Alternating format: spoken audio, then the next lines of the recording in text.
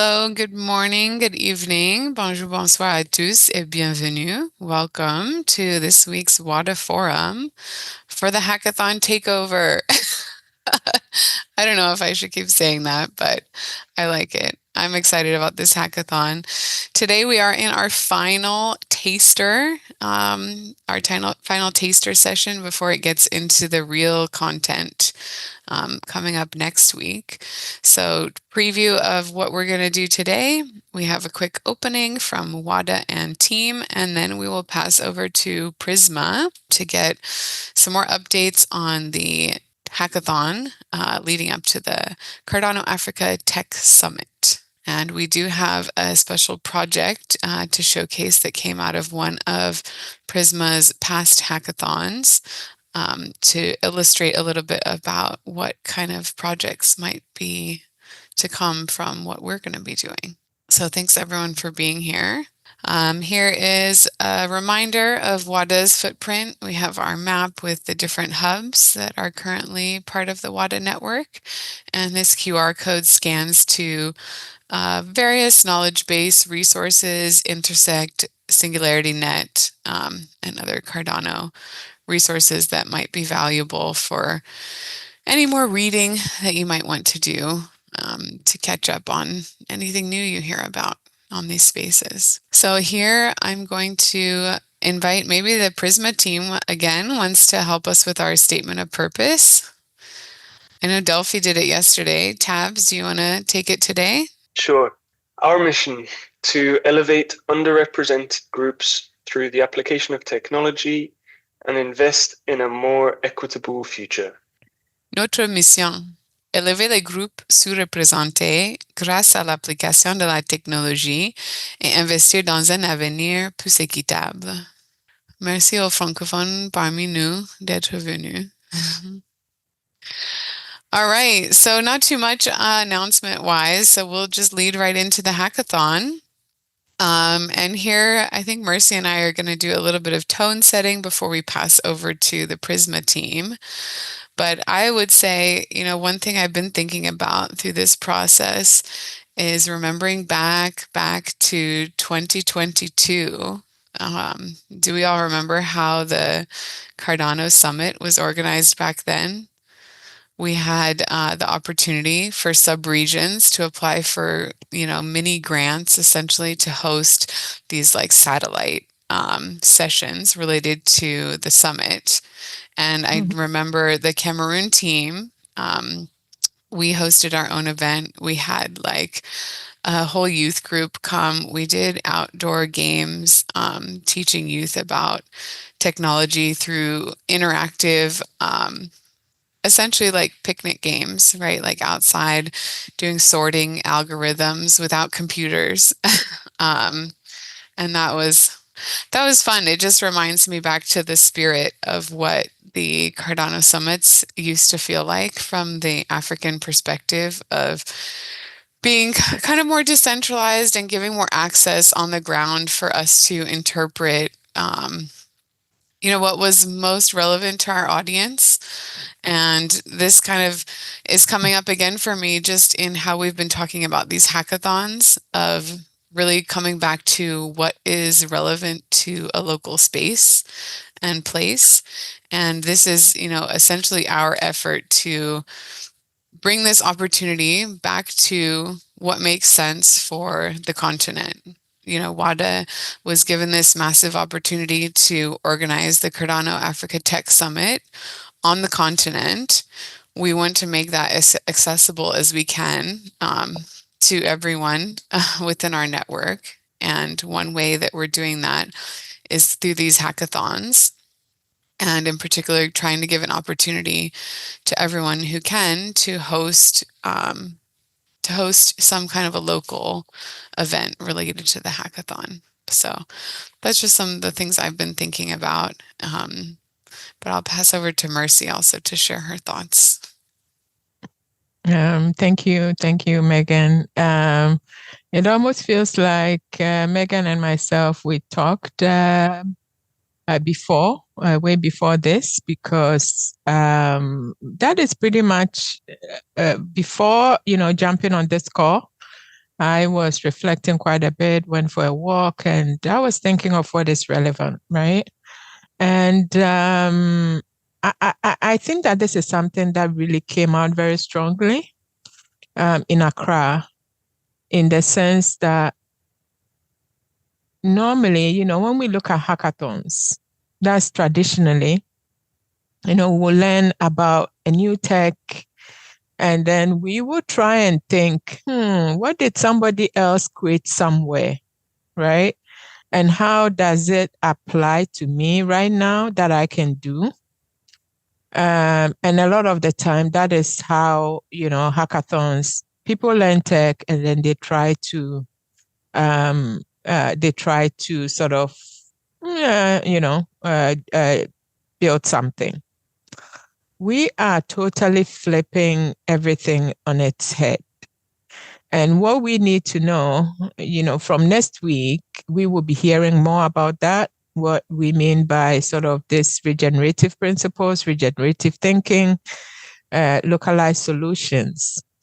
But above all, I think that what I want us to remember is having that level of confidence that something good can come out of Africa.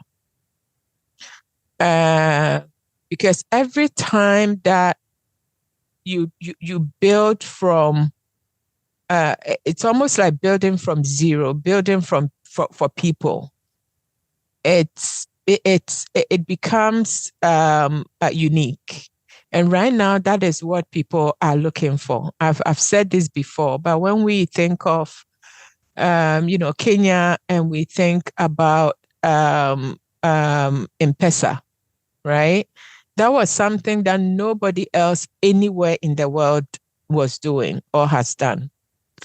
But the reason that M-Pesa is now so popular, it's all over, especially sub-Saharan Africa, in different names, obviously, is because it was a solution that was unique to Kenya at that time and unique to Africa, in the sense that banks in Kenya and sub-Saharan Africa is not like what we see, what people might see in the West.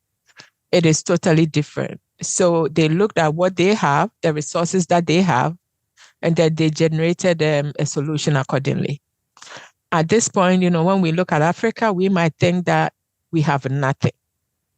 But every person, every individual, every group of people, every demography, every region has an advantage that nobody else has.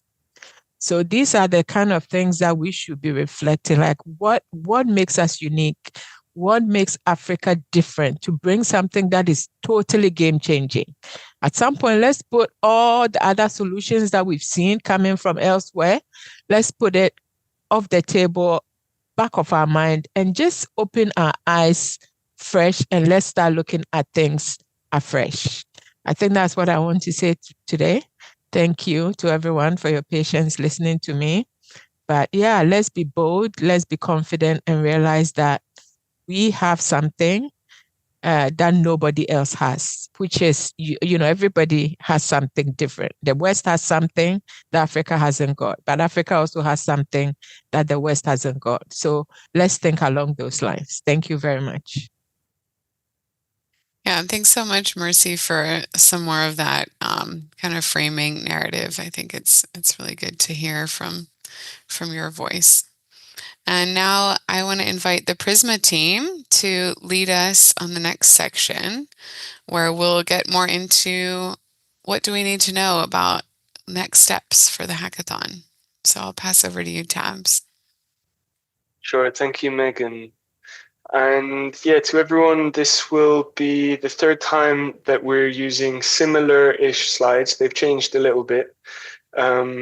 So if anyone has been here before, I invite you to feel free to just raise a question at any point, and we can make it a bit more conversational, especially because there's slightly less people in the room today. So Cardano Africa Tech Summit. I think that context that Mercy and Megan were setting was absolutely perfect. We are absolutely coming from this to support you in being able to find what's relevant to your local contexts. So I'll run through a little bit what that process looks like. Um, our role in this is as facilitators. We are here to hold you through this process and create a social container in which there can be emergent collective action. This is totally action oriented. So the hackathons will be very hands-on, learning by doing. Before we get to the hackathons though, let's have a quick look at the overview. Starting off with the taster calls. This is the first section. We're on our last taster call today. And this is really just to give you a chance to ask any questions, peek behind the curtain, see what's coming up, and for us to get to know each other. We then need everyone to apply to register, first of all, on the Luma page, and then complete their enrollment forms. The deadline for that for hubs is October 13th, and participants, we'd like you to try and aim for October 16th, but we're also thinking of giving a little bit of extra time for that. So please do check back in, even if you only get round to it a little bit later. Once we've selected the hubs, it's an important step because we then know who we're working with. The hubs will be those who we're onboarding to organize their own hackathons, and we're calling that an enrollment process. Delphi will be telling you a little bit more about that in a moment, but essentially it's about building the capacity for these hubs to be really emergent spaces in which to collaborate and hack on systems together. So there's 3 calls through that period that we have designed and will be moderating. There'll be some assignments in and amongst as well, and we'll open up the communication spaces for you to start to be collaborating with each other. And then once that enrollment period finishes, we move into the hackathons. And these will be designed and organized by the hubs and really addressing place unique interventions. And we'll tell you a little bit about each stage now. So quick note before I hand over to Delphi, if anyone wants to see a full roadmap, you can visit that link down at the bottom, docs.wada.org/roadmap.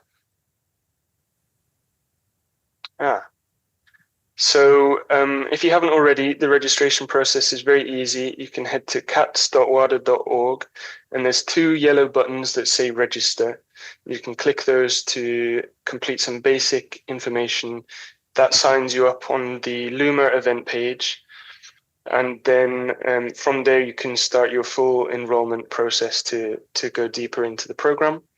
But it's really important to register there because that's what will help us bring cats back in future years. Now on to enrollment. So I'll hand over to Delphi. Thank you, Tabs. Hi, everyone. Thank you for being here. The enrollment process, or the enrollment calls, which are 3 important calls that you're going to see there in the timeline. It's 16th of October, 23rd of October, and 30th of October, are really important because of what Mercy said at the very beginning, and I want to bring back because I had goosebumps as she was speaking. It felt really centered in her heart. These hackathons are going to be really different in comparison to hackathons that you've previously lived. And the interesting thing about these hackathons is we are going to tap into a learning process, a learning design that will allow you to see what are the problems and the challenges of your local community. And within the enrollment process lies that sort of holding of those hackathons. So we're going to be learning then with participants and with hub leads how to develop these hackathons that will allow me to see these challenges and these problem statements and then create a solution for them. And that's when we integrate things with Cardano. So it's really important to walk your places, walk your communities, to really engage with your neighbors and see what's really coming from the ground to your creative understanding of what you want to develop. So why do we do it in this way? Because we want to really bring sort of this African flavor. We want this to be really unique. and different to what it has been done so far. So we are the participation here is to learn how to hold those hackathons. So in a way that is kind of unique, learn what is to come. So we're going to go through the hackathons, and it's going to be a lot of creative process and force over there happening. So you're going to know step by step what is going to happen back then. And then we connect with your community, which is essential for things to really be successful.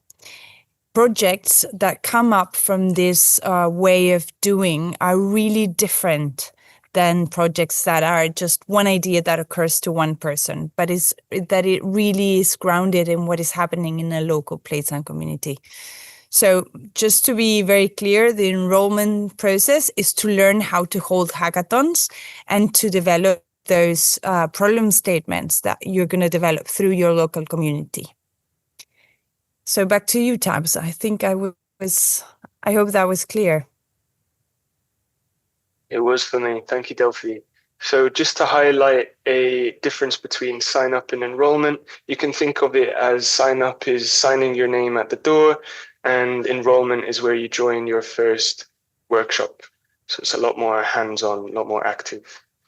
The hackathons themselves, as Delphi was saying, they're going to be about really understanding what's needed in your community and working back from that. The reason why we're organizing all of these hackathons is to showcase really incredible projects at the CATS Summit. We're aiming for 50 projects in total. And we believe that through this process, we'll be able to find projects that are really unique and really tailored to the places in which they're being developed. So this hackathon period is then like the heart of this process. That's where it will get very busy. It will be about iterating your projects, working with your teams, and trying to identify how to unlock new capability in your systems. Yeah, we're phrasing it as prototyping systemic interventions. It really is like that. On the surface, it might look like a product, and it just as equally is, but at the same time, it's this approach of trying to work with systems and trying to be systemic about it. And how will we do that? Well, we're excited to be sharing with you our approach to trying to weave software and systems change practices. So we'll be bringing a bunch of tooling as well as facilitated sessions to help really make that as alive as possible. Yes, this last point at the end here, it's important to think about this in terms of publishing a data-backed story of what happened. And you'll find as you go through the process that working on your projects and telling the story about it basically becomes one and the same. It's constantly evolving, constantly in dialogue with your systems and growing the knowledge and the field around that line of work. After hackathons, we select the 5 top teams to come to Nairobi for what we're calling an intensive. This is very much similar to what you're going to hear Abdul Rahman reflect on in a moment's time in the next section. This is where we form teams together in person, and we're engaging in decentralized decision making, using roles, but in person with your body. So it's an embodied kind of learning. And the energy in the room is just really infectious. So there's a huge amount of focus and real motivation to make progress. And that's all leading up to the summit, where we hope to really drive up a lot of energy and carry that forwards into the Startup Summit at CATS. And I'm super excited to see where we get to. So that's the process overview again. The roadmap you can see at that page. And now I believe I will invite my dear friend from Accra, Abdul Rahman. And Abdul Rahman has been working on Bintacash, and I absolutely love this project. But I will let him share that with you. But please give him your full attention. It's a really, really wonderful project. And yeah, Abdurrahman, over to you. Hello, everyone. My name is Abdurrahman, and I'm here to share my experience in my action learning journey during earlier this year. And I hope this helps you understand what's going to happen along. Earlier this year, I received a call from a friend of mine who told me about this action learning journey taking place. And this call didn't just invite me to an action learning journey, but introduced me to a challenge that, frankly speaking, was very confusing and challenging at the beginning, but tackling it made a very huge impact in my career. From the very first day when we met, we were asked to find problems and solve them in our community.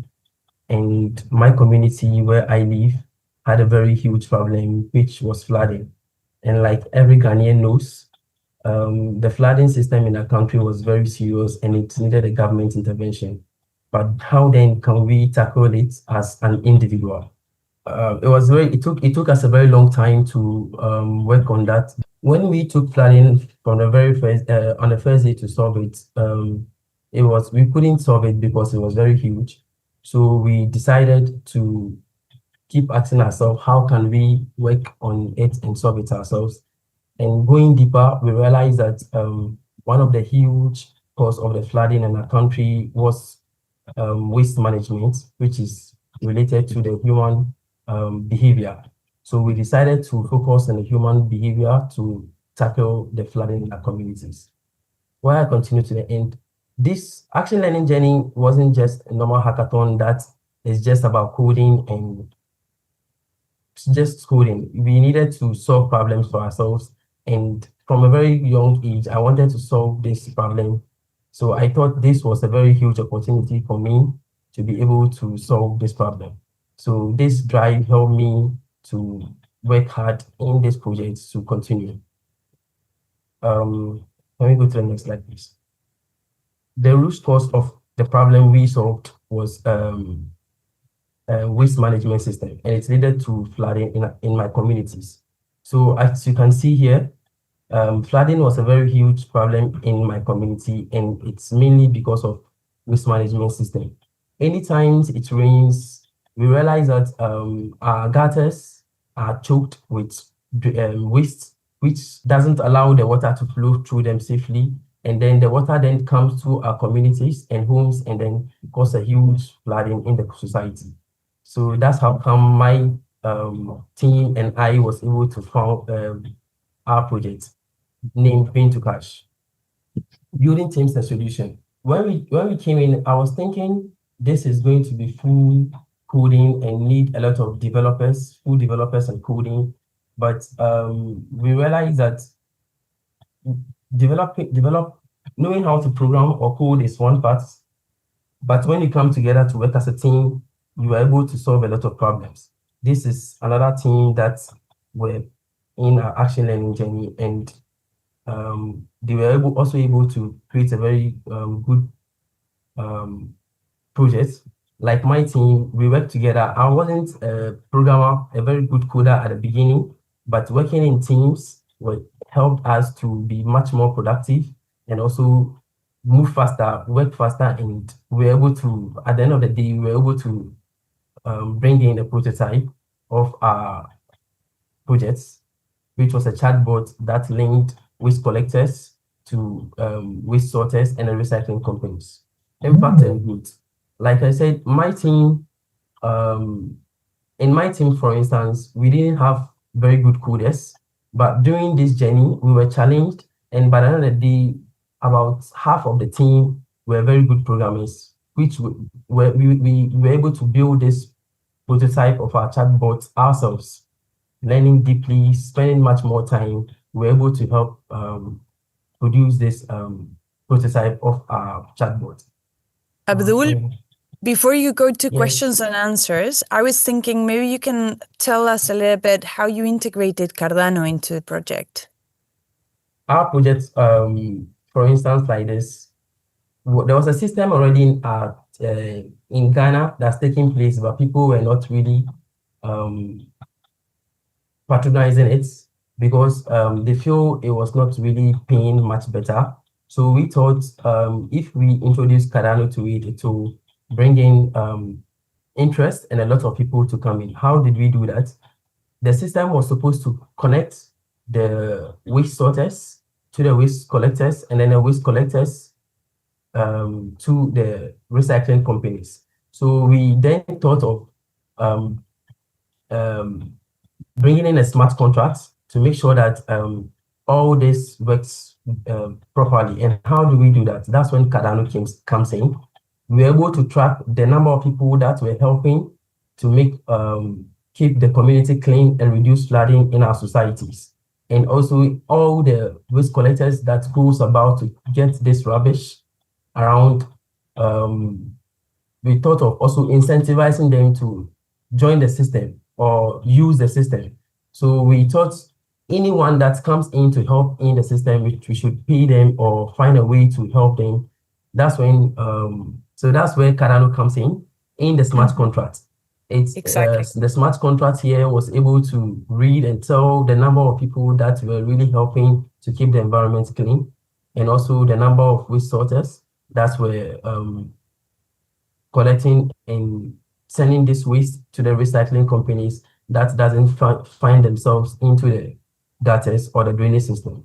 So this is a system that we designed, a rough sketch. It may look bulky at first, but it's very great. Let me take you through. So we have only a few minutes, but take them to, yeah, maybe you can speak a little bit about how. Okay, so our system sort of focusing on the households first, because that's where the huge problem comes from, the individual. So you can see the households here. So in Ghana, people pay for their waste to be collected. And because of that, the poor and needy people then pile their waste and then throw them into the drainage system.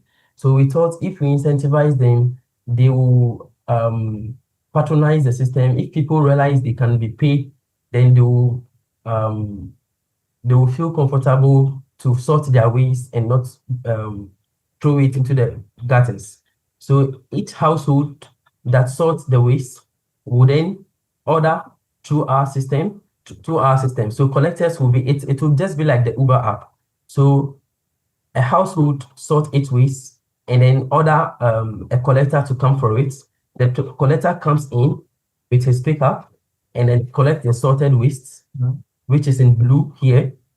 And this sorted waste is then moved. It's then moved through the collector to the recycling company, to a middleman here. The middleman here becomes a material man, but I think we'll skip this because it will be bulky. This goes straight to the recycling companies. And then the recycling companies then recycles the materials or the rubbers that were being sorted, and then they are being used to produce chairs, polytanks, and many other materials that goes back into the system. So it's basically from the household to the collector, and then the collector sends the waste to the recycling companies. And this system may help keep the environment very clean and reduce flooding in our communities. Great. Thank you for presenting, Abdul. I don't know if, Megan, we have time and anyone wants to ask questions about this project or maybe the step-by-step that we had, if we're going into Q&A or something else. So I'm giving back to you. Thank you. Yeah, sure. Thanks, Abdul Rahman, for the presentation. Definitely interesting to see different ways that this can, this process can lead you to such a solution. And I'll say I definitely identified how something similar is something actually we've even explored from the Cameroon perspective, with some differences, of course. There's always differences, I think, on the per place what would work. But that was really cool to see. I do think we wanted to keep the call today to just 1 hour since we met for a longer call yesterday. So maybe we'll just make sure Tabs, was there anything else we needed to share for the enrollment and things like that? And then people can feel free to ask any general questions in the chat, either specific to what was presented from Abdul Rahman, or I've seen already, I think we've been kind of handling the questions that have been coming into the chat, but if anything is still unresolved, you can raise your hand and speak or put it in the chat. Yeah, there's just one component which I'll highlight a little more, which is that of the problem statements. We didn't really speak to that yet. But the idea is that through the enrollment process, being guided by these activities that we will set you, you'll be able to identify where to make a contribution or an intervention into your local systems. And that will basically be articulated in problem statements that come from yourselves. And that's very different to a conventional hackathon where you would be given a category or a track to follow. This is really going to be coming from you. So it will be based on your understanding, your perception of what is most needed. I see a hand from Mercy. Mercy, I was trying to tell you you're on mute. I think I was also on mute.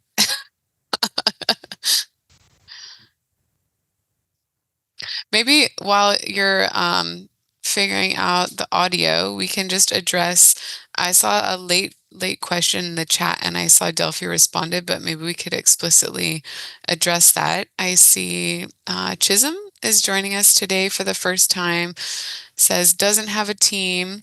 Is there a WhatsApp group? I'm a product manager and a business developer. Maybe we want to, Tabs, do you want to speak to that? Sure. I see Mercy's mic has now stayed off mute. I don't know if that means, Mercy, can you speak? Can we hear you? Okay, I will continue and feel free to just interrupt at any point. So yes, hi. Thank you for the question. That's fine if you don't have a team. These will emerge through the process. Think of them as like task forces. They respond to a given purpose. So you might even be able to form a team around yourself if you have a purpose that is really calling you and you can communicate that. I encourage you to explore that. And the communication is happening via Telegram. This is for technical reasons because there's a bot that we want to integrate further along in the process, and that's why we've chosen to go with Telegram. You can find that Telegram group in the navigation bar at the top of the CATS website, as well as the Docs website. It's on both. And if you register, you will get a link to it in the confirmation email as well. And great that you're a product manager. I think that's a hugely relevant role for this process. Let me know if that sparked any further questions. Tabs, maybe you can address as well. He's asking if there is a WhatsApp group, and Veronica is responding there is a Telegram group. Maybe we can speak a little bit about that too. Yeah, I mentioned that we chose Telegram because of technical reasons. Obviously, we are aware that WhatsApp is very, very popular.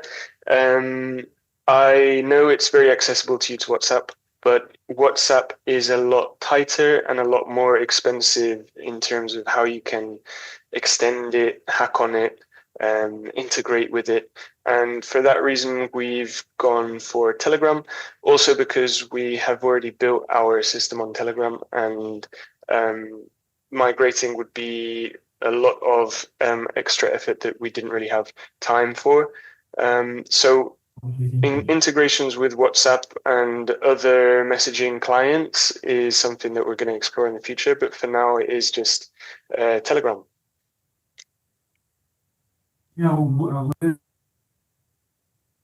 I'll drop a link for Yeah, that we'll in the add, chat we as did well. an early poll with some of our earliest registrants and got overwhelming support for Telegram as well to enforce this decision. I'm happy to hear that. All right, well, Tabs, if you've finished in terms of the content you wanted to share, maybe the last 10 minutes, we could just kind of sense the room. How many people here have already done the enrollment? So you've done 2 steps. You've registered on the Luma page and you've filled out the form, basically asking for more detail about who you are. We're trying to gather kind of participant profiles. So if you've done those 2 things, you could put a thumbs up or like any kind of emoji, maybe about how you felt about it. And maybe for anyone who's not putting up an emoji right now, is there any blockers for you that have stopped you from doing those? Like you like waiting till the last minute, or you have questions about exactly what you need to do? Okay, so I see a comment here. Someone hasn't done it just because they're not aware of the individual enrollment. So maybe now would be a good time to do that screen share again and walk everyone through exactly what we mean by this 2-phase, getting your tickets and then walking into the door. Yeah. So this is the CATS homepage. You can see the countdown until the summit. And in the top right and the middle here, you have these 2 buttons. They both do the same thing.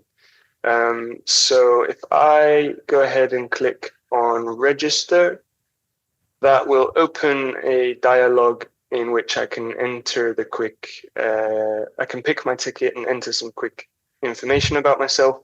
Very, very light. Your name, email, and a couple of questions.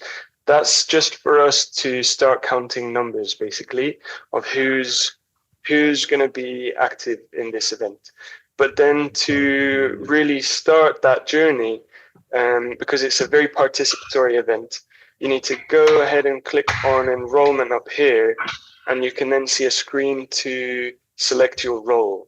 So if you're thinking of registering as a hub, then please go ahead and join this, click on this button. If you're a participant, then please click on this one. Both of them will take you to a form where you can then complete some more full information.